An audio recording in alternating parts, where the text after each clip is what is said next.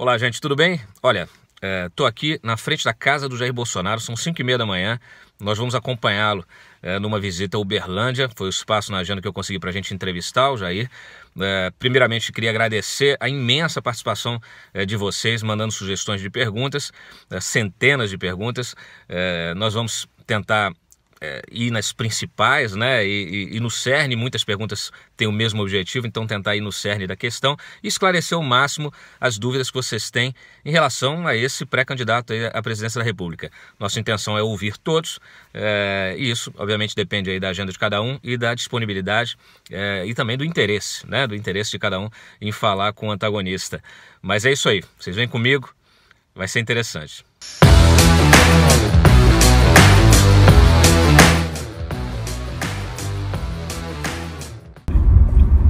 Eu vou chegar em cima da hora do aniversário da minha filha. Mas se atrasa eu vou, o problema é que eu fico. O senhor está indo hoje fazer uma palestra lá em Uberlândia para o pessoal do... Não, olha só, a gente estuda mais ou menos a característica da região. Primeiro assunto isso aqui. Uberlândia é tranquilo porque não tem muito, a princípio não tem muitos problemas. Agora, o que de novidade eu levo para eles, para abrir os olhos do cara, para onde o Brasil está indo. Para onde o Brasil está indo? Eu acho que todo mundo sabe, né? Precisa ser gênio, né? O Brasil está na situação que você tem que amputar o corpo e deixar o dedo. Só está agora nessa batida aí de viagens. Mudou um pouco a rotina parlamentar, né? Mudou, eu estou perdendo as quintas-feiras. Final do ano vem um pancadão em cima de mim, né? O mais faltoso da Câmara. Porque não é com justificativa, eu tô indo porque eu quero, pô. Agora, a atividade do parlamentar é no Brasil todo. Mesmo quando o cara quer, tipo, o cara é do Rio tinha que apertar a emenda pro Rio. Não, a minha emenda vai pro Brasil todo. Eu sou eleito pelo voto do Rio. Mas né? eu não tenho eu tenho voto no Amazonas, pô. Tenho. Isso sempre fiz. Já dei emenda pra Antártida. Esse ano foi 1 milhão para o Hospital do Câncer de Barretos. Também botei 1 milhão para o Hospital do Câncer no Rio. O Hospital do Câncer do Barretos atende o Brasil todo. Claro. E é um hospital de referência. Teve emenda aí que saiu agora nesse pacote da votação das denúncias do Temer, não? Olha só, as emendas são impositivas. Mas tem um calendário, né? Tem, mas não tem o calendário. O governo estica a corda, ele deixa esticar a corda de acordo com a sua necessidade, né? De ganhar voto, ele negocia isso aí. Na primeira votação agora do caso Temer, a imprensa botou que eu fui o primeiro que mais liberou emenda. Eu falei, pô, cara, e daí começaram a dar pancada em mim, já tinha vendido voto, etc. Não tem problema. E as minhas emendas? O importante é o voto, né? As minhas emendas, 90% das minhas emendas vão para as Forças Armadas. O senhor concorda com esse processo aí? Com a denúncia? O meu sentimento ali é que procedia, tanto é que eu votei para que o processo prosseguisse na primeira, e parece que terça-feira que vem, né? Quarta, deve ter outra votação, daí o meu voto vai ser favorável. Eu vejo justificativa. O Brasil está indo bem na economia. Pô, está indo bem o quê? Em nome da governabilidade, você tem que fazer vista grossa para esse tipo de coisa. Eu estou de bem com o Eduardo. Tem que manter isso. Tem diferença do governo da Dilma para o governo do Temer? A diferença é um pouco na questão ideológica, porque as instituições estão muito aparelhadas ainda. Eu pensei até numa guinada ideológica no governo Temer, mas não houve isso aí. No tocante à corrupção, não tem mais, né? Porque até não tem o que roubar. Ninguém pode pegar barato da Petrobras. Não dá para continuar fazendo política assim. Você se elegeu presidente, tantos ministérios para tal partido, tantos para outros, e porteira fechada, porteira aberta. E cada um vai fazer o seu governo naquele ministério. Lamentavelmente, não é para que o ministério realmente apresente sugestões para a população, não. Cada um apresente sugestão para ele, pô. Dentro do Congresso tem gente boa, quantos por cento? Não sei. É porque não tem santo, né? Então é 0% de gente boa, pô. Nem eu que me chamo Messias, não sou santo, pô. Quais são os seus pecados, então? Não, meus pecados aí, coitado. São pecados políticos? Não tenho pecado não, pô. Eu procuro fazer a coisa certa. Um pecado meu é faltar, pô. Não basta você falar que vai combater a corrupção. Você tem que falar que vai arranjar meios para que ela não ocorra. No Brasil falta muito a capacidade para se antecipar a problemas. Agora, essa corrupção, a gente sabe que vai acontecer. Quando um partido pega, como o meu do passado pegou a diretoria da Petrobras, ele sabia qual é a intenção. E a intenção, todo mundo ficou sabendo no futuro, tendo em vista a Lava Jato, que foi um aborto da natureza se descobrir a Lava Jato. Nasceu do nada, né? Ninguém esperava que um plano tão gigantesco como esse, tão bilionário, fosse se tornar público. Depois caiu na mão do Sérgio Moro. Olha só o azar do PT. O Sérgio Moro trabalhou com, não sei qual foi a ministra do Supremo no passado, na questão, acho que do mensalão, se eu não me engano. E ele foi indicado para ser um possível ministro do Supremo. Isso. E o PT pegou e não quero. Trabalhou com a Rosa Weber. Foi com a Rosa Weber, tá? Eu não quero, né? E daí o que acontece? Ele ficou na 13ª vara. Se fosse um outro juiz, poderia ser que não acontecesse isso. Então, resumo da história para o PT, né? As ironias do destino. Para o PT, um ministro igual o Sérgio Moro no Supremo seria infinitamente melhor do que numa vara federal lá embaixo. O próximo presidente vai poder indicar 3 ministros. Tá. O senhor indicaria o Sérgio Moro? Tá na lista, sim. Parte desse ministro foi indicado pelo critério ideológico. E daí você vê esses arranca-rabo todo que tá aí, mano. Okay? Não pode me entender, decisões do Supremo tem que ser quase que unanimidade ou pequena divergência. Porque afinal de contas você está interpretando a Constituição. O que o senhor achou dessa última desse último julgamento que teve o voto de Minerva da Carmen Lúcia? Eu não posso falar nada, eu não posso falar nada porque eu sou réu. E o meu caso, pelo amor de Deus, né, cara? Pelo amor de Deus, né? E aí é um julgamento político meu. Eu acho que o Supremo, quando for julgar qualquer parlamentar, não tem que ser turma. Tem que ser o pleno, enorme. Então você acha que houve uma injustiça com a Aécio aí, com a decisão da primeira turma? Não vou falar que é injustiça, vou falar que deveria ser julgado pelo pleno, qualquer coisa parlamentar. O senhor não acha que o Supremo tem tomado decisões... Políticas? Tem legislado. Improvisado aqui. O antagonista tá achando que é a filial da Globo, pô. O Gilmar Mendes também acha. Falar em Gilmar Mendes, ele tem defendido muito essa coisa do parlamentarismo, né? Você acha que isso vai para frente, essa proposta? Assim, olha, como tem muita gente do PSDB também fazendo a mesma coisa. Você pode falar do parlamentarismo, mas não por uma... Não agora, né, porra? Não agora, né? É questão de momento. É questão de momento. É igual aquela... Não na minha vez, não é isso? Vou arrumar sua amiga, presidente. Porra! Não na minha vez, né, porra? Não é questão da minha vez, é oportunismo, pô. Você pode ver, hoje em dia se fala em partido político para a população, você perguntar para qualquer um aqui, ele tem ojeriza, quase todas as siglas, em especial as grandes. E quando você vê alguém como eu correndo por fora, nem partido, não tenho partido, não tenho dinheiro, você viu a luxúria do meu apartamento lá, tá? E é bem tratado pelo povo, o pessoal fica indignado. O senhor se considera um azarão? Não seria um azarão, até porque eu tô treinando há muito tempo, né? Não é aquela zebra, não. Eu lembro do Asa de Arapiraca, que eliminou o Palmeiras. Olha a cabeçada!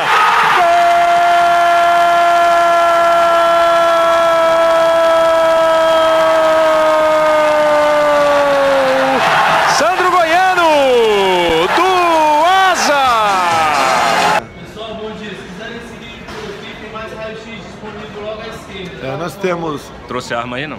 Não, dessa vez... Quando eu trago, eu não digo também, tá ok? Então não adianta você perguntar. Tô sabendo que tem uma pesquisa agora, no ar, o cara me falou ontem à noite, podia falar hoje, né? Do Paraná Pesquisa, no Espírito Santo, ou melhor, em Santa Catarina, está com 24%, o Lula está com 18%. Então já começamos a deixar na poeira a jararaca aí, tá ok? Se quiseram matar a jararaca, não bateram na cabeça, bateram no rabo. E a jararaca está viva como sempre esteve. O senhor esteve agora nos Estados Unidos, teve uma agenda lá, que é uma semana? 8 dias, uma semana de 8 dias. Queria encontrar o Trump, não? Não foi pedir audiência com ele. É cedo ainda para você dar um voo mais alto, né? Mas 3 reuniões com o mercado financeiro,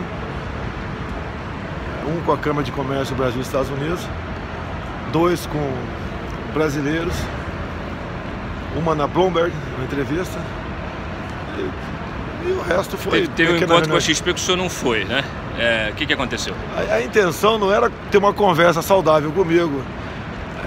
Um pessoal, tinha gente lá muito ligado ao PSDB, e a intenção era te levar para o descrédito. Lá quem organizou é um petista de carteirinha. Tem imagens dele, foto deles com MST, com PT, com Dilma. Tá?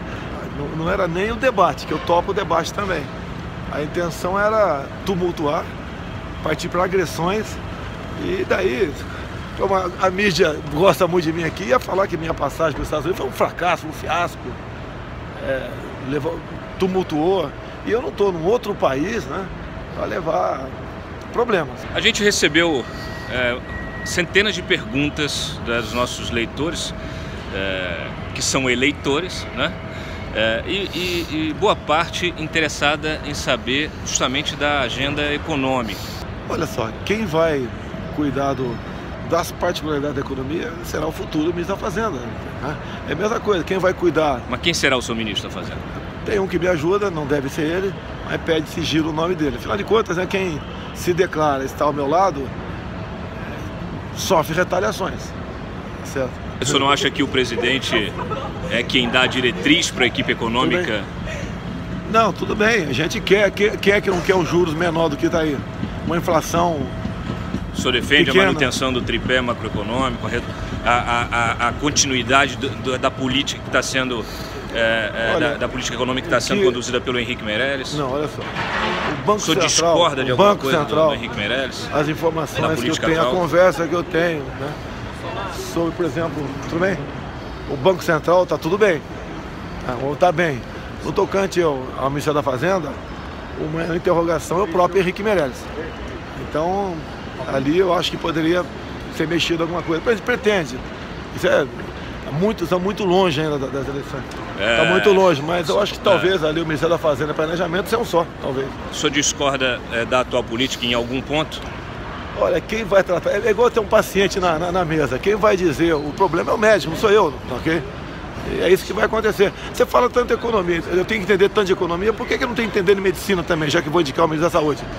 Entender de pecuária, porque eu vou indicar o ministro da Agricultura, tá certo?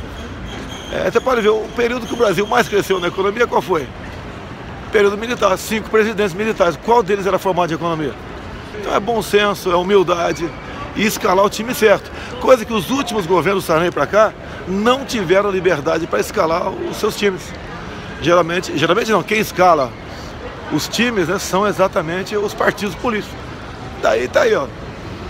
Pô, só não discorre você daí uma cibalena para um paciente que tem um outro tipo de problema. Mas quando o senhor fala, por exemplo, baixar os juros, né, baixar os juros a 2%, Selic 2%,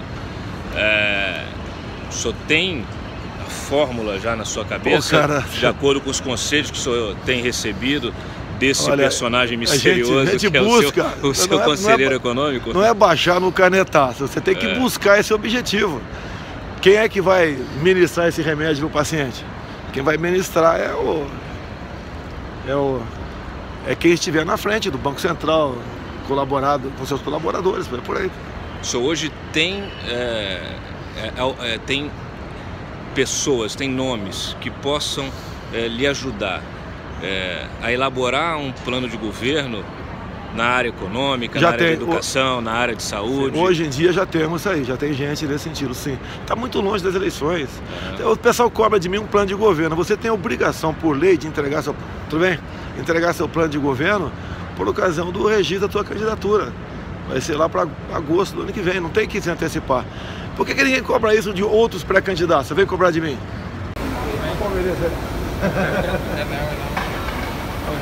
Quem vai começar aí? Vai tirar a foto aí.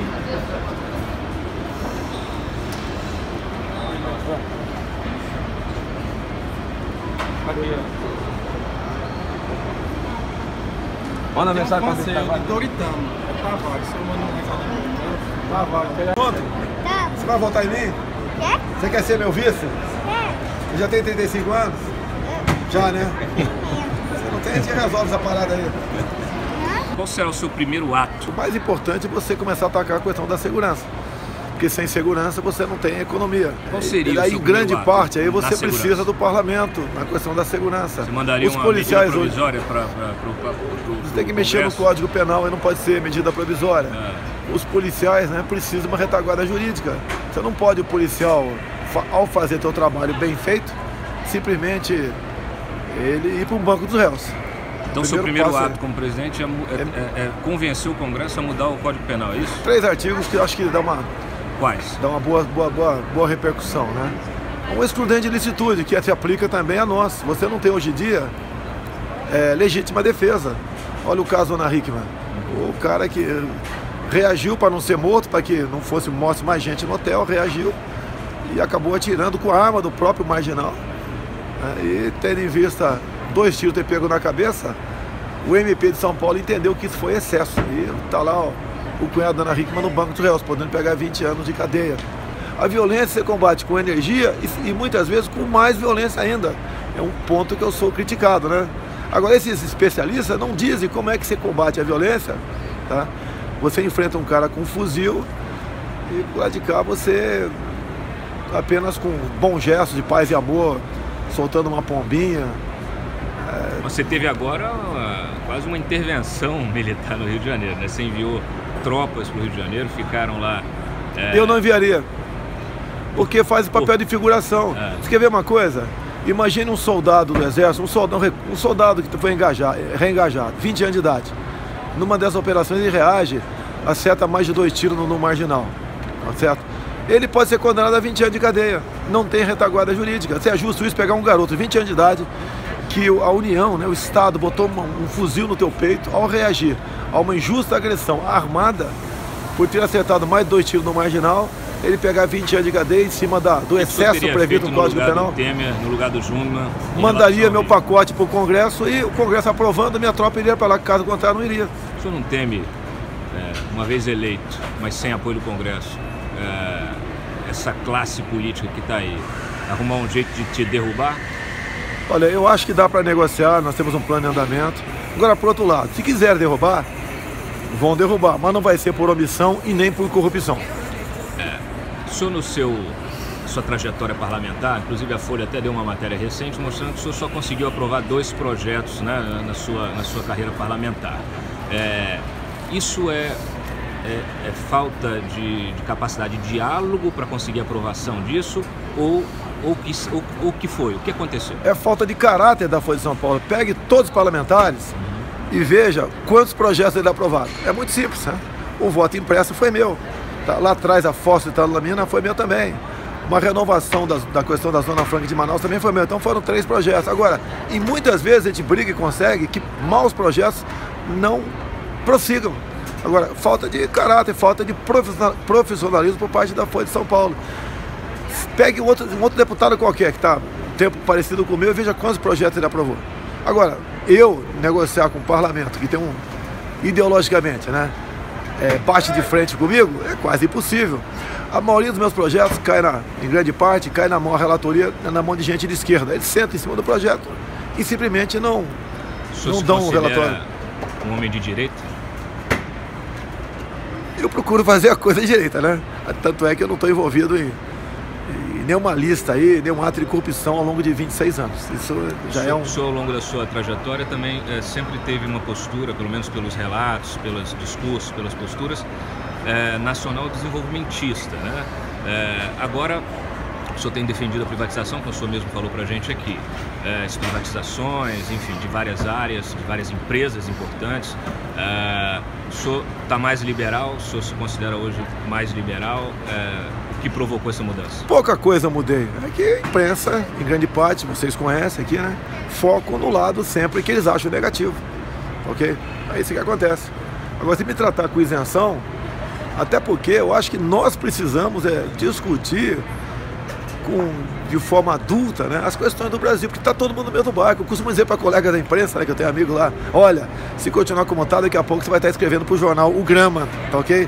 Você quer isso? Só finalizando, o senhor, nessa questão econômica, o senhor está mais liberal ou o senhor se mantendo da mesma forma que o senhor sempre você quer vender você mora numa casa e tem que vender algo lá para você sobreviver. Vai vender uma casa no fundo. Você vai vender essa casa para quem pagar mais? Não pode ser esse critério. Imagina você bota para morar no fundo da tua casa um cara que vai montar uma república ali, você não vai ter mais paz. Então você tem que ver para quem você vai vender aquele imóvel, tá? Aquele imóvel. A questão da privatização é a mesma coisa, você não pode, quem pagar mais leva. A China está jogando o war com o mundo. Será que nego não acorda para isso, porra? Ok? Quem sabe que é jogo de war vai entender perfeitamente. E as estatais estratégicas, você não vai entender, tem que pensar 1000 vezes antes de falar em privatização, que voltada para a energia. Você não pode simplesmente entregar o nosso subsolo para empresas estrangeiras. O que nós temos no subsolo, nós temos que agregar valor para exportar. Você pesquisa nióbio no Brasil? Tá? Não pesquisa. Você pesquisa terras raras. O grafeno, em parte, tem a pesquisa lá na Mackenzie, São Paulo, que é uma universidade privada. Tá? As maravilhas disso daí, o que representa para a economia do mundo. A China acabou de fazer um gasoduto de 9.000 quilômetros de nióbio.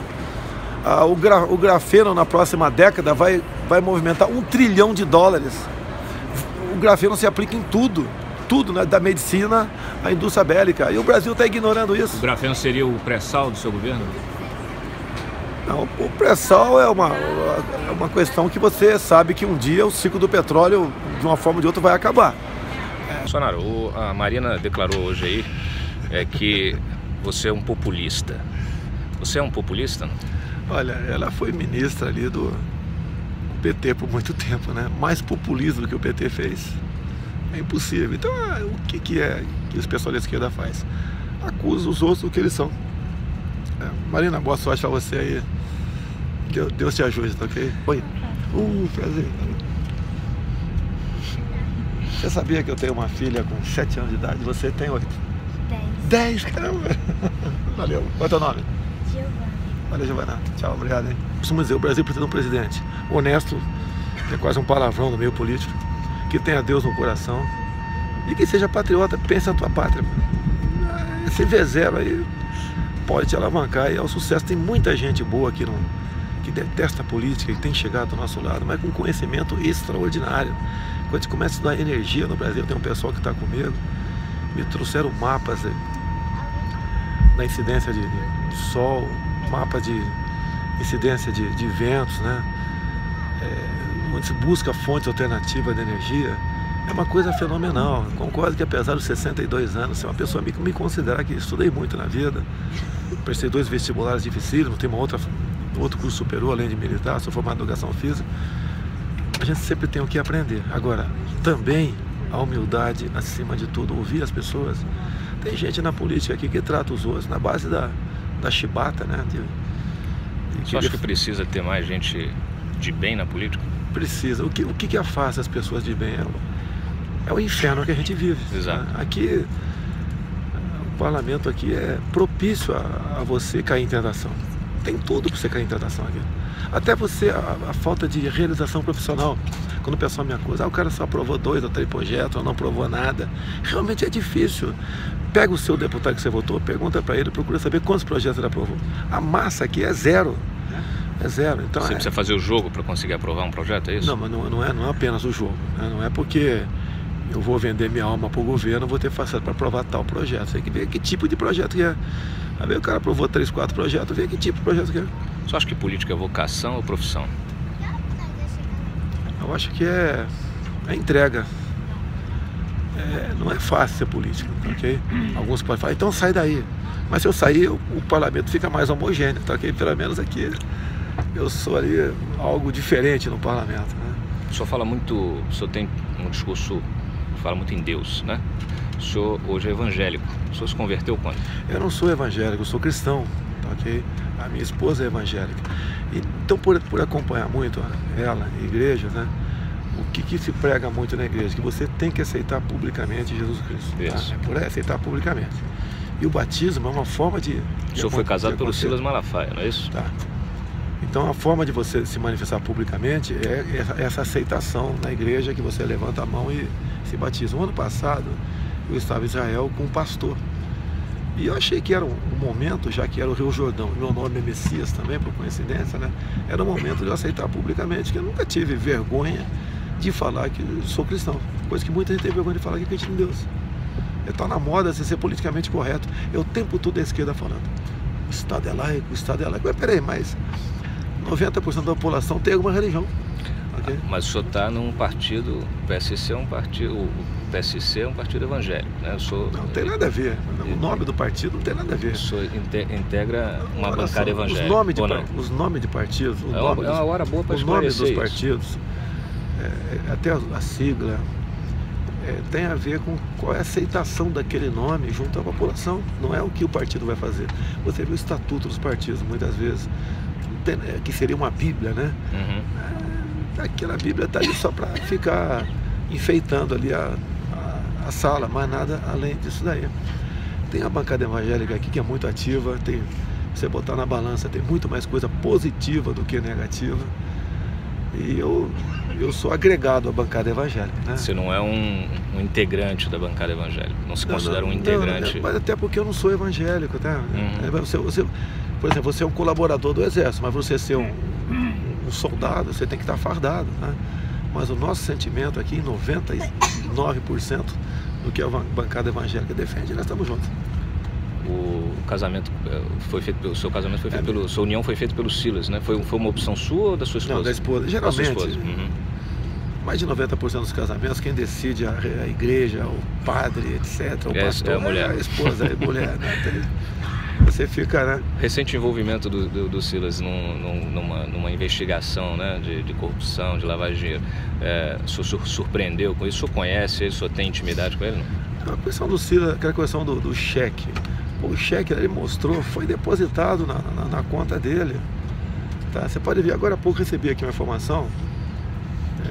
Eu tiro em média 200 fotografias por dia, né, com um político do Rio de Janeiro. Daí veio pra cá, se afasta desse cara, está se vinculando a ele. Eu tiro 200 fotos por dia, eu não posso falar não. Já aconteceu, eu tirei foto de um cara que respondia por pedofilia. Então me acusaram de estar aí. Aquele pastor, né? Não, pedofilia lá do Curitiba. A questão do Silas Malafaia, ele mostrou o cheque ali. Agora, o Silas Malafaia, eu digo, ele é um alvo compensador, dá pancada nele, da mídia, como dá pancada em mim, da mídia. Tá? Então eu não vou dar um atestado de bons antecedentes para quem quer que seja, ainda mais quem sou eu, né? Que para estar julgando os outros. A própria Bíblia diz, né? Não julgue para não ser julgado. Mas o Silas Malafaia é uma pessoa que marcou minha vida, né? E eu tenho ele num bom conceito, ok? E peço a Deus, desculpa que eu não sou pastor, Malafaia, mas que nos ilumine, tá ok? Valeu. A gente falou um pouco mais cedo sobre essa dificuldade de alianças, né? Como é que você está tratando isso para 2018? Você pensa em fazer aliança com quais partidos? Em que condições? Olha só, no momento eu acho muito difícil qualquer partido querer conversar comigo. Que o quadro ainda está meio incerto para 2018. Eu tenho rodado o Brasil, por exemplo, Roraima. Como é que eu posso agradar a bancada de Roraima sem dar nada em troca? Quais são os problemas de Roraima? Levantei isso aí. Entre outros problemas, né? Problema ambiental, indigenista, agora tem um problema da Venezuela. Então nós temos já rascunhado as possíveis soluções para isso aí. Roraima precisa de energia. Metade da energia vem de Guri, da Venezuela, de péssima qualidade. Outra metade de uma termoelétrica. Apesar de você ter como lá ter energia eólica e ter também a solar, pelo que parece, uma hidrelétrica seria a melhor solução via talvez uma PPP. Mas você vai inundar terra indígena. Como é que vai ficar o mundo no tocante a isso? Quais seriam as pressões internacionais contra inundação de terra indígena?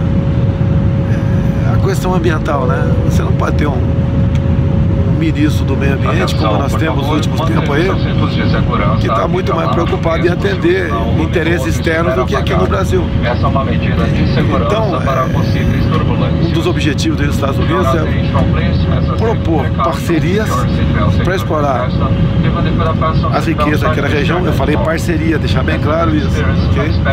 Onde o índio receberia royalties, isso aí, como o índio americano recebe royalties dos cassinos.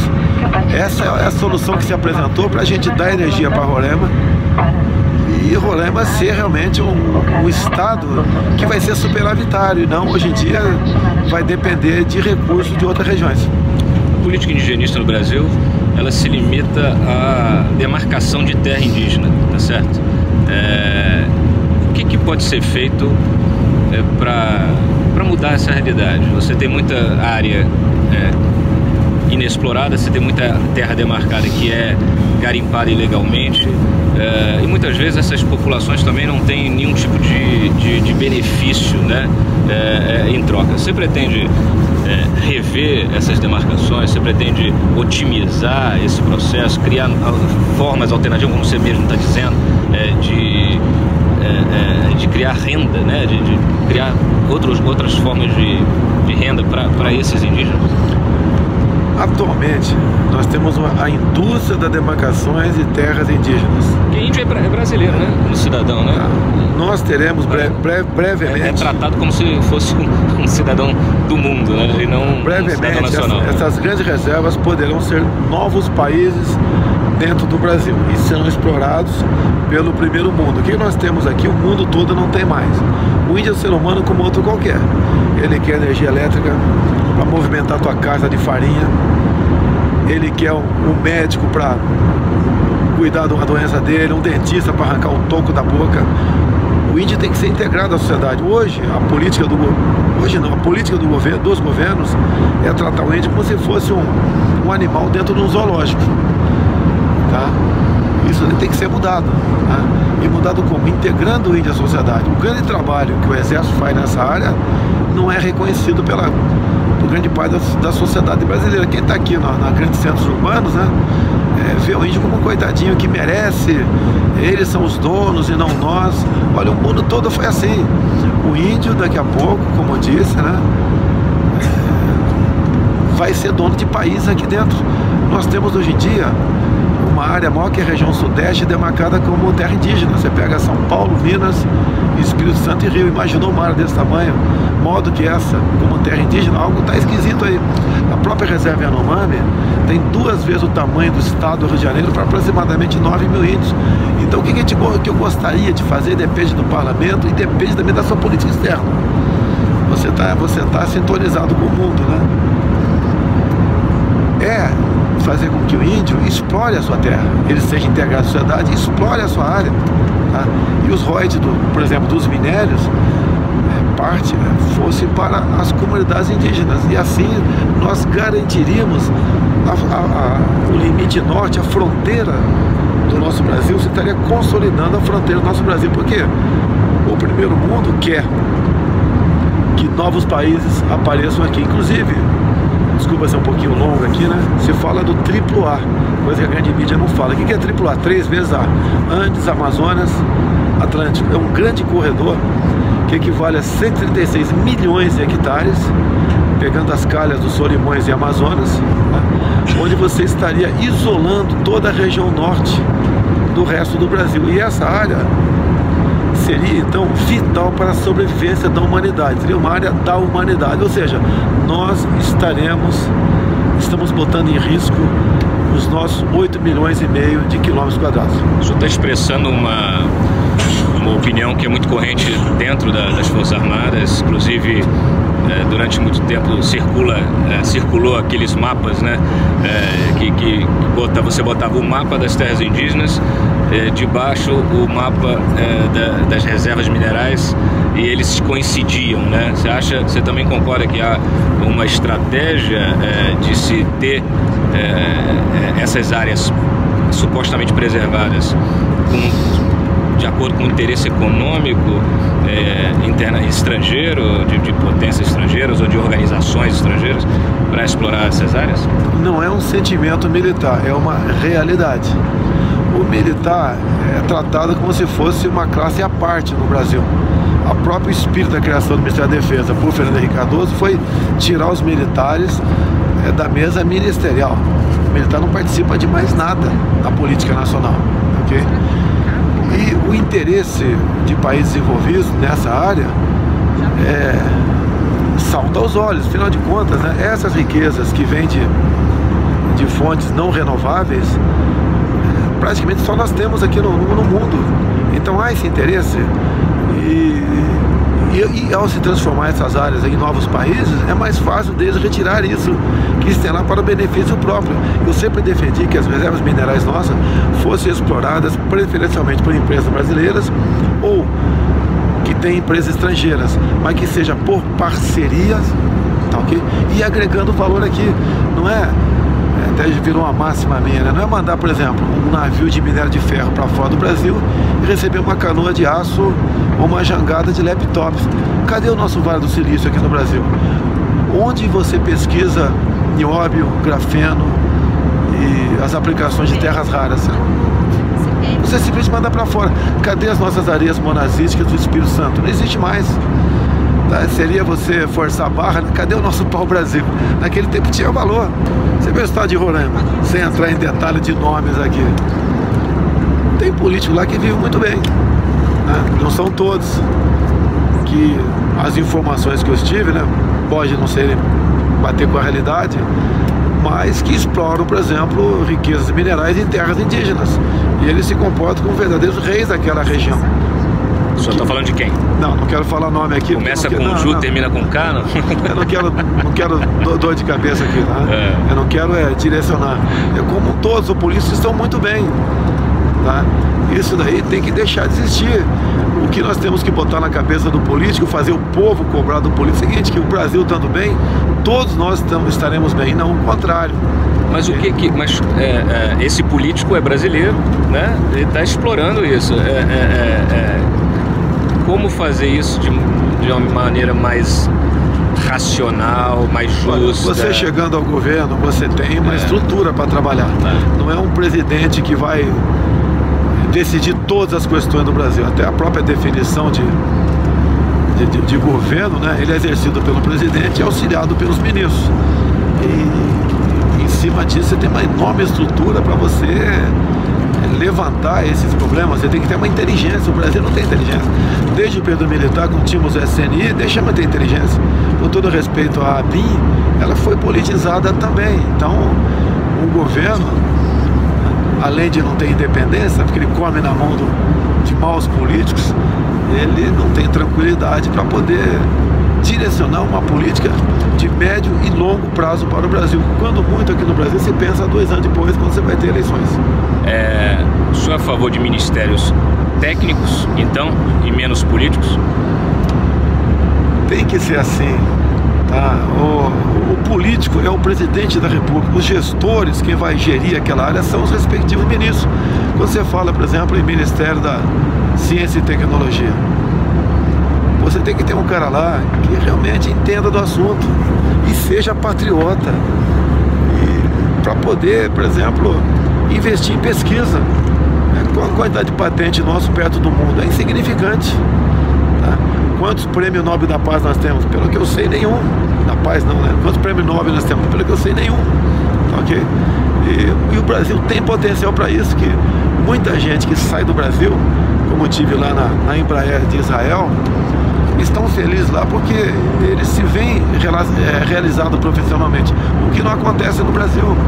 Os nossos cérebros vão embora e nós temos que fazer algo para eles ficarem aqui, tá certo? Então essas questões todas é que você tem tratado com os seus ministros, para cada um na sua área tomar providência. O senhor pensa em nomear ministros militares, em governar com os militares, em que pastas? Olha só, os últimos governos, né, Lula e Dilma, nomearam ex-terroristas, né, e corruptos pelo seu ministério. Quase ninguém ouviu reclamando desses nomes. O meu círculo de amizade, em grande parte, são as Forças Armadas. Então tem ministério, no meu entender, que poderia ser ocupado não por ele ser militar, mas pela sua bagagem cultural. Você pode ver, o Ministério da Defesa, tem que ter um oficial general de 4 estrelas lá. O atual ministro Raul Jungmann, ele é desarmamentista, sem comentário. É um homem que tem pavor à arma de fogo. Quando você fala em ciência e tecnologia, você pode ter alguém da Mackenzie, da USP, da Unicamp, ou do ITA, ou do IME. Tá? É um ministério importantíssimo, no meu entender, esse daí. E temos gente habilitada em nosso meio. Nós não queremos aqui fazer o que os governos vêm fazendo, simplesmente ignorando essa parcela importante da sociedade pelo seu patriotismo, pela sua visão nacional, tá certo? Que são os militares. Farão parte, sim, do meu ministério, por convite todos, né? Para compô-lo caso essa missão de Deus caia no meu colo o ano que vem. Os militares a gente tem como uma, assim, a sociedade tem como uma referência. Inclusive a gente recebe muitos apelos por intervenção e etc. Eu, desde quando eu cobri muito tempo a área militar, inclusive 10 anos atrás, quando começaram, quando o próprio governo Lula começou, ou Fernando Henrique começou com as políticas de compra de caça, depois veio o Lula, continuou com esse projeto, depois com submarino, helicóptero e o cacete. Hoje a gente percebe que todas essas compras tiveram algum tipo de corrupção, né? E são compras que foram conduzidas tecnicamente pelos militares e politicamente por esses governos, pelo governo do PT especialmente, que foi quem conduziu todos esses processos aí na reta final e fez todos esses acordos. Como é que o senhor vê isso? Acha que os militares que estavam no comando, esses comandantes que compactuaram com isso, foram omissos? O que aconteceu? Nós perdemos muita força com a criação do Ministério da Defesa. E passou, tudo isso está na mão de um civil indicado politicamente por pressões de partidos. Tá na mão do PPS agora, no passado já teve na mão do PT, do PC, do B. E aí a participação dos militares faz seus relatórios, faz seus estudos, e se tiver de acordo com o interesse do governo, tudo bem. Caso contrário, simplesmente abandona tudo aquilo. Assim foi essa novela da compra dos caças. A própria Ministério da Defesa nossa, né, foi completamente aparelhado por civis. Tivemos há pouco tempo a deputada Perpétua lá dentro, que uma das grandes responsabilidades dela, né, que foi uma candidata ao Senado derrotada pelo Acre, é a compra de material bélico. Não é possível estar nas mãos dessa pessoa a gerência desse tipo de trabalho, que ela não entende bolhufas de armamento, ok? Mas estava na mão dela porque, com toda certeza, né, o interesse de fazer negócios que o seu partido viesse a lucrar. Agora, você não pode culpar os militares, que nós não temos mais o poder de decisão no Brasil. E quando o povo pede intervenção militar, é pelos valores. Porque hoje em dia, na geração, nós temos mais de 10 milhões de pessoas vivas, né, que viveu o 64 no Brasil, que está aqui, que fala para os seus filhos, para os seus netos e bisnetos, o que foi aquele período. Antes de entrar nessa questão, só queria voltar um pouquinho. Porque esses comandantes que conduziram esses processos de compras que se revelaram corruptos, né? A gente tem até o submarino onde tem a Odebrecht envolvida, ela já delatou pagamento de propina. Nós tivemos, inclusive em Angra, tivemos um ex-almirante preso, né? Também envolvido em corrupção. Será que não houve uma cooptação também do poder militar pelo poder político? Será que você também não tem as maçãs podres dentro das próprias Forças Armadas? Você não teve... ou se esses comandantes deixaram isso acontecer, eles não se submeteram, de certa forma, a essa cleptocracia? Olha só, você tem um almirante acusado. Ainda não transitou julgado o processo contra ele. Pelo que parece, era uma questão de consultoria. Tá certo? Pegou uma pena de 42 anos de cadeia. Não estou dizendo que, caso ele seja culpado, não seja punido, mas é um absurdo que uma pena dessa, né, onde os políticos que trataram dessas decisões estão livres, soltos por aí, ok? Não podemos generalizar a questão de Forças Armadas. A corrupção nas Forças Armadas, com toda certeza, existe, mas em percentual insignificante. E na maioria esmagadora das vezes, quem leva à frente esse processo, né, somos nós militares que descobrimos o problema. Conosco não tem perdão. Sentiu-se que há qualquer irregularidade, nós mesmos apuramos. Não foi a imprensa que descobriu, não foi a Lava Jato que interfere em nosso meio, né? Nós mesmos fazemos essa própria depuração. Agora, o que a grande mídia quer fazer é levar para o lado que os militares são tão corruptos quanto os civis, e não adianta você querer falar em militar na política, que vai continuar a mesma coisa. Isso não é verdade. Nós nunca demos, nós sempre demos prova de o contrário. E se o militar chegar à presidência no ano que vem, vai ser pelo voto. O senhor já defendeu fechamento do Congresso quando era mais novo. O senhor já declarou voto no Lula. O que mudou de lá para cá? 20 anos atrás, né? A questão de fechar o Congresso. Claro. Eu demonstrei naquele momento uma indignação popular. Você acha se hoje em dia, vamos supor que caísse uma bomba H do Kim Jong-un no parlamento, como a população brasileira se comportaria? Eu estaria feliz, tá? Porque nós não estamos bem perante a opinião pública. E se você é parlamentar, você tem imunidade por palavras, opiniões e votos. Então o que eu falei 20 anos atrás, falei sim de fechar o Congresso, ok? Hoje em dia eu não falo mais isso daí.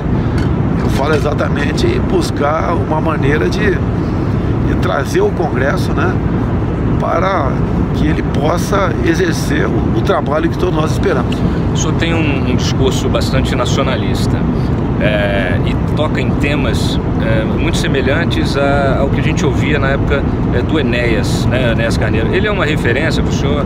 O senhor gostava da postura dele? Sua opinião? Olha, o senhor tem referências tudo políticas? Sem sua época, tá certo? E o Enéas, para mim, continua sendo uma referência. Lógico, você faz alguns ajustes, né?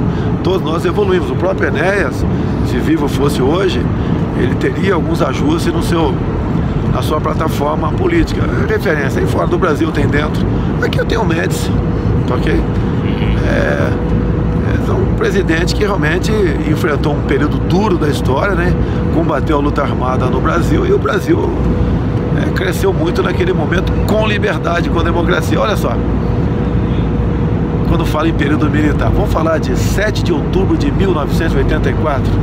O Figueiredo já estava praticamente arrumando suas malas para deixar o palácio. Editorial de capa do jornalista Roberto Marinho, do Globo. Participamos da Revolução de 1964, identificados com os anseios nacionais de preservação das instituições democráticas, ameaçadas pela radicalização ideológica, problemas sociais, greves e corrupção generalizada. O que mudou de 64, como disse Marinho, em 84 para hoje em dia? Quase nada, né? Então a história tá aí, né? Ninguém quer medida de força em lugar nenhum, mas os homens que estão na frente da política brasileira abram seus olhos, poxa, vê o que está acontecendo. Para quem hoje defende a intervenção, o senhor diria, votem em mim? Não, eu não estou pedindo voto para ninguém, nem estou em campanha, né? A intervenção militar poderá vir, mas não a militar, né? Mas através de um militar eleito, tá? Temos certeza que isso pode acontecer. O general Mourão terá uma vaga no seu governo? Não há a menor dúvida, né? Ele vai embora em março, pelo que eu sei, acaba os 4 anos dele, né? Ele aí é aquela figurinha carimbada no meu governo, caso ele queira, né? E ele mesmo pode vir candidato à presidência se quiser, né? Isso aí é... Voltando um pouquinho ao Enéas, só acha que corre o risco de repetir o que aconteceu com o Enéas? Quer dizer, por não ter espaço, por não conseguir firmar alianças, acabar ficando ali reduzido a um público específico, ali a um contingente de eleitor que não seja suficiente para lhe eleger presidente? Você sabe qual é a enorme diferença política minha para o Enéas? Enorme? Tá aqui, ó. O Enéas não tinha isso aqui. No tempo dele não existiam as mídias sociais. Não existiam esses blogs independentes, como aí o Antagonista, um blog excepcional, tá ok? Que está vendendo a verdade, não está opinando sobre matéria. Quem opina é quem está lendo a matéria lá. Então, em função disso daqui, eu sou conhecido no Brasil todo. Afinal de contas, olha só, eu sou um deputado que vive do salário, ok? Eu sou um parlamentar que não tem um partido político. Você pega o PSDB. Os caras têm o governo de São Paulo, a prefeitura de São Paulo, centenas de prefeituras, tem uns 70 deputados e senadores. Os caras têm tudo, pô. Como é que eu posso estar na frente dele em pesquisas? Tem alguma coisa diferente na gente, tá? E qual foi a grande diferença? Foi isso daqui, ó. Isso daqui vai decidir eleições no ano que vem. O senhor falou de referências externas. Quem hoje seria uma referência na política, no plano internacional? O Trump seria uma... Vamos fala muito do Trump, né? O Ronald Reagan, tá certo? O Reagan não entendia de economia, mas tinha humildade, assim como os 5 presidentes militares não entendiam de economia, mas botaram uma boa equipe, Margaret Thatcher, tá ok? Então tem essas referências que são pessoas que tiraram o seu país da crise, né? Mas não foi sozinho, no meu entender, pela humildade, pela oportunidade que teve de escolher equipes que realmente pensassem no seu país, tá? E você tem massa humana para fazer isso aqui no Brasil, tem, tá? Você pode ver, por exemplo, questão ambiental, né? Você recebe uma multa, você sabe quanto entra com recurso, sabe quem vai julgar o teu recurso? É o próprio cara que te multou. Aí você escancarou aí as portas para negociações a mais obscuras possíveis. Não pode ser por aí. Você não pode tratar o homem do campo como se fosse um bandido. Mato Grosso do Sul hoje tem mais de 100 fazendas invadidas por índios, insuflados pelo MST e também pelo CIMI, que é o Conselho Indigenista Missionário. São pessoas que são entidades, grupos, né? Um grupo terrorista, o MST, que está inviabilizando o agronegócio no Brasil. Então você tem que atacar essas questões que o povo brasileiro por si só sabe o caminho do sucesso. O menos Estado é principalmente o Estado não ficar patrulhando ali o empreendedor, quem quer produzir. O Estado tem que se afastar bastante disso também. E logicamente, né, a questão de muitas estatais que têm que ser extintas ou privatizadas. O senhor falou já em privatização, mas em manter determinadas empresas que são estratégicas. A Petrobras é uma delas? É uma delas. Você tem que pensar 200 vezes antes de privatizar a Petrobras. Ainda mais quando o preço dela está lá embaixo. Você não pode derrubar como o PT derrubou uma empresa e agora simplesmente vendê-la. Quem vai decidir o preço do combustível no futuro se você botar na mão de estrangeiros a Petrobras? Então o senhor é contra também a privatização da Eletrobras, por exemplo? Olha só, se for para vender para gente nossa aqui, tá? E ter um modelo bem definido em lei, o pessoal fala em Gold Share, por exemplo, né? As decisões finais tem uma decisão que é nossa aqui no Brasil. Aí você pode partir para isso aí agora. Mas esse eu modelo, não sou especialista nisso daí. Eu sei, mas esse modelo, Jair, ele, por exemplo, quando a gente olha o governo do Lula, a gente vê que ele privilegiou os grupos nacionais, né? Inclusive fez toda uma política direcionada ao crescimento desses grupos. E com isso surgiu a Odebrecht, né? Surgiu não, né? Cresceu a Odebrecht, virou um monstro, né? Surgiu a JIF, né? A JBS virou essa maior empresa de proteína animal, né? Do mundo, e todas as outras, né? Que cresceram tantos outros grupos em diferentes áreas. E na maior parte desses grupos, quer dizer, a própria Lava Jato revelou isso. Tudo isso foi abastecido pela corrupção, quer dizer, você transferir de repente o patrimônio nacional para o capital privado nacional não quer dizer necessariamente que você está fazendo um bom negócio. Mas a intenção do PT foi perpetuar-se no poder até a corrupção bilionária que vinha para os seus filiados e para partidos políticos aqui. A grana para partidos políticos como da JBS foi para comprar voto aqui dentro. Você pode ver, o Joaquim Barbosa merece estudo quando em dado momento ele me cita no mensalão. Ele faz um estudo ali que, resumindo, né, o dinheiro ia para partidos políticos para comprar votos dentro da Câmara. E ele cita meu nome, que eu falo que eu fui o único deputado da base aliada que não foi comprado pelo PT. Então essa privatização, esse direcionamento de obras para estatais, para empresas brasileiras, a intenção era recurso, né, para comprar votos no parlamento, para ele se perpetuar no poder. O PT estava com um projeto de perpetuação no poder. Não tinha aquilo que eu falei no começo para você, o patriotismo. Agora, você fazendo com patriotismo, fazendo bem feito, né, essas passagens para a iniciativa privada, no meu entender, é bem-vinda. E você tem como Estado daí controlar alguma coisa lá dentro. O senhor, por exemplo, é contra essa venda das usinas da CEMIG para a China, por exemplo? Completamente contra, né? Isso aí são estatais estratégicas. Você não está privatizando, você está passando por estatal chinesa. Tá? Se eu não consigo administrar uma coisa e você consegue, eu estou passando um atestado de incompetência. Falta o governo, se tivesse um governo com moral, não fosse corrupto, né? Falar, olha, não vou privatizar, mas a partir de agora, né, o quadro das hidrelétricas no Brasil vão ser pessoas competentes. Aí sim, resolve o problema. Agora, o cabide de emprego é enorme. A quantidade de pessoas, né, que recebem recursos e estão lá para fazer negócio. Os partidos políticos, como regra, quando bota aí, nomeia diretoria de estatais, é para arranjar dinheiro para campanha e para si próprio.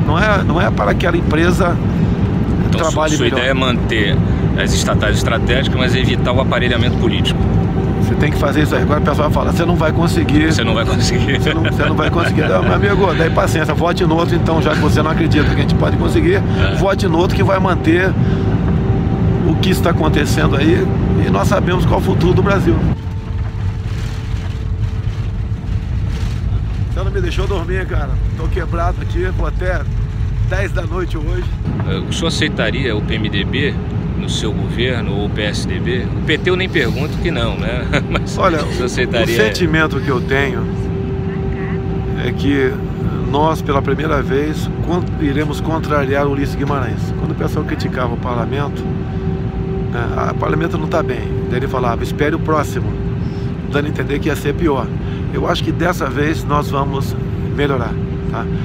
Através das mídias sociais, eu acho que haverá uma melhor escolha de deputados e senadores para 2019. Então eu estou acreditando nisso também. Independentemente do partido. Independentemente de partido. Não, esse partido de esquerda que, como o PT, por exemplo, que vive elogiando aí a Venezuela, Cuba, tem simpatia pela Coreia do Norte, esse pessoal não adianta que você não...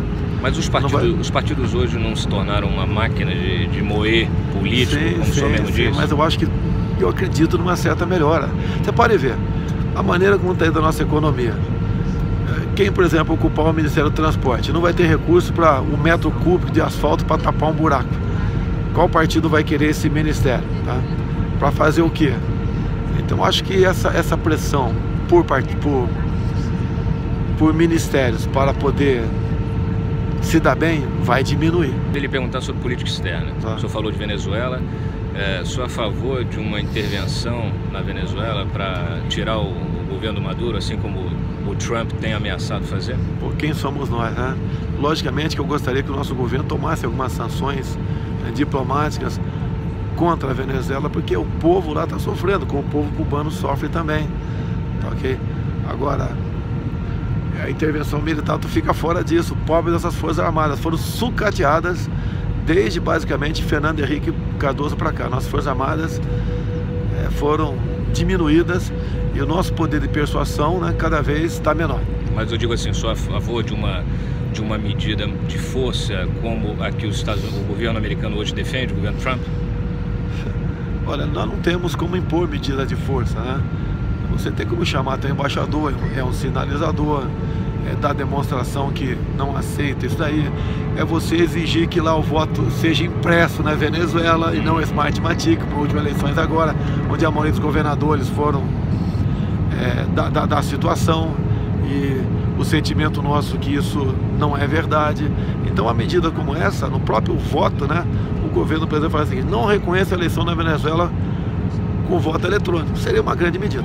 E no caso da Coreia do Norte, por exemplo, todas essas ameaças que o governo coreano tem feito de bombardeio, com testes de mísseis. O Trump tem reagido de forma muito dura, ameaçando inclusive bombardear, fazer algum tipo de ataque até nuclear, né? Apoia esse tipo de medida de força para resolver o problema da Coreia do Norte, por exemplo? Olha, você tem que olhar o mundo de forma global.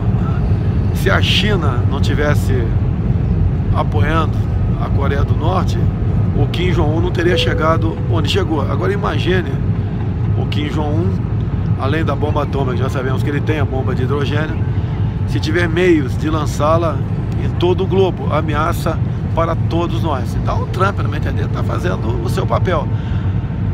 Agora, outros países estão simplesmente lavando as mãos para essa questão.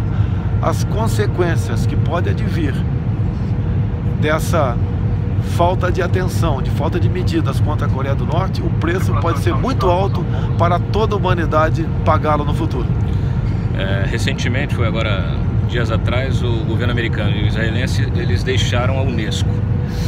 Há muitas críticas também, a ameaça até de deixar a ONU, né? Você tem aí realmente uma crítica muito grande, especialmente a esse tipo de governança global, né? Esse tipo de... Sou mesmo criticando, sou muito crítico a essa ingerência que muitos desses organismos ou ONGs têm no Brasil. Que tipo de postura que o senhor pretende ter? Se desvincular desses órgãos multilaterais, banir as ONGs ou limitar a atividade delas? Como é que o senhor pretende lidar com isso, tanto no plano internacional como no nacional? Eu teria deixado a Unesco há muito tempo. Isso é um antro, tá certo? Pessoas que não têm qualquer respeito com a cultura judaico-cristã, que estimula aqui questões que a família brasileira não está de acordo. E a gota d'água nessa questão do Trump e de Israel foi a questão da cidade de Hebron, onde estão lá enterrados os patriarcas de Israel. E uma medida tomada pela Unesco pró-Palestina. Então acho até que os americanos saíram tarde disso daí. Essa semana tem um debate muito intenso em relação à portaria, né, que flexibilizou aí essas regras do trabalho escravo, né, da fiscalização do trabalho escravo. Isso obviamente atinge o agronegócio, atinge a construção civil, né? Tem muita gente dizendo que está se estimulando o retorno à escravidão, né? E a gente sabe que também tem muito exagero nessa questão, o que às vezes inviabiliza até o empreendedorismo, inviabiliza negócios e até ameaça a propriedade privada. Como é que o senhor interpreta isso? Acho que o Temer, o governo acertou, errou? A Raquel Dodge agora já se manifestou também contrária à portaria. O Temer acertou nessa, né? Nem sempre ele acerta, nem sempre ele é feliz aí. A emenda constitucional número 81 de 2014 relativizou a propriedade privada. Lá está escrito que todo aquele que pratica o trabalho escravo, quer seja na área urbana ou rural, a pena é expropriação do imóvel. Aí já tem uma coisa errada. A gente pode explicar isso aí. Mas, em grande parte, jurista brasileiro entende que o trabalho análogo à escravidão também é escravo. O que é análogo? Por exemplo, você tem na tua casa, alguém que trabalha lá, ou na tua fazenda, ou na tua empresa. Vamos supor que o colchão no qual esteja dormindo esteja 5 centímetros, não 8. Isso é trabalho análogo à escravidão. Tua pena, expropriação do imóvel, com todos os semoventes. Você vai perder o teu prédio, a tua fazenda, o trator, a bicicleta, o cachorro, a galinha, vai perder tudo. Então isso daí não pode acontecer. O trabalho escravo tem que ser punido. Por exemplo, suponha que eu tenho uma fazenda e eu pratique realmente o trabalho escravo, né? É coisa rara de acontecer, mas suponha que eu pratique. Eu vou perder toda a fazenda. Como é que fica a minha esposa que trabalhou comigo 60 anos? Tá ok? Vai para debaixo da ponte. Como é que fica meus filhos com 40 anos de idade que trabalharam também, que não sabia que eu praticava o trabalho análogo à escravidão? Vai perder tudo isso aí? Você acha também que há muito exagero nas regras trabalhistas, né, que acabam incentivando uma indústria de processos trabalhistas? Sim, na menor dúvida, isso aí. Hoje em dia, né, eu gostaria de lançar, se eu fosse presidente, não uma campanha Meu Primeiro Emprego, mas a minha primeira empresa, para mostrar para muitos que se escudam ali no direito trabalhista, a defesa do trabalhador que tem que ter, sentir na pele o que é ser patrão no Brasil. Tá, okay? O que os empresários têm dito para mim é o seguinte: o trabalhador vai ter que decidir um dia todos os direitos de desemprego ou menos direitos em emprego. E eles dizem também que no Brasil o salário é pouco para quem recebe e muito para quem paga. Isso é uma realidade. Agora, essa guerra de informação nós estamos perdendo. Eu estive nos Estados Unidos.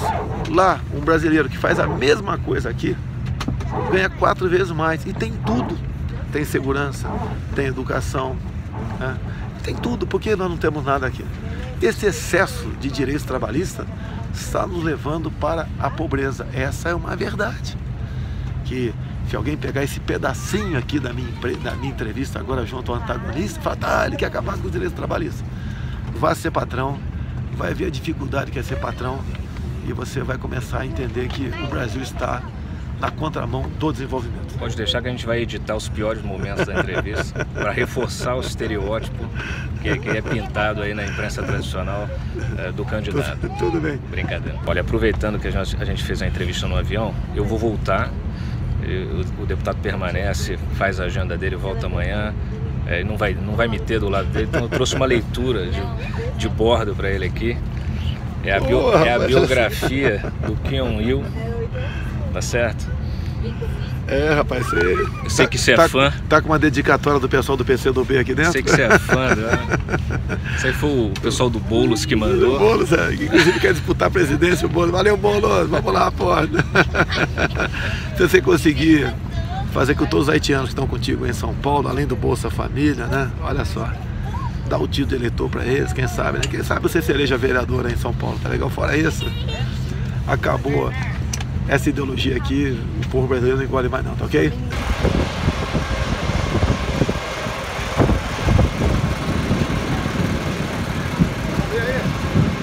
Vamos ver.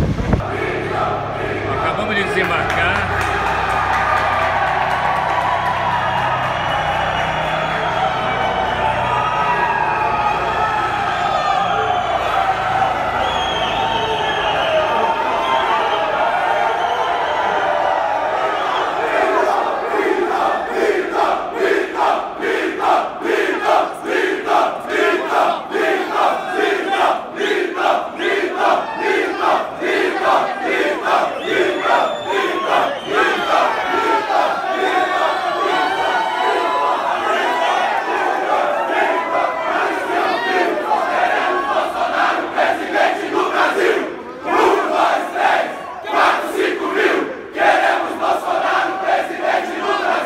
Estou aqui com o Walter Mendonça, aposentado, está vestindo a camisa do Bolsonaro. Eu perguntei para ele onde é que ele arrumou essa camisa, se ele faz parte de algum grupo organizado que veio para cá receber o Bolsonaro, se está ganhando para isso. De maneira alguma. Eu vim espontaneamente, uma coisa assim, vim de alma, coração brasileiro, né, saudar um grande patriota, que é o nosso Bolsonaro. Nossa última esperança, talvez.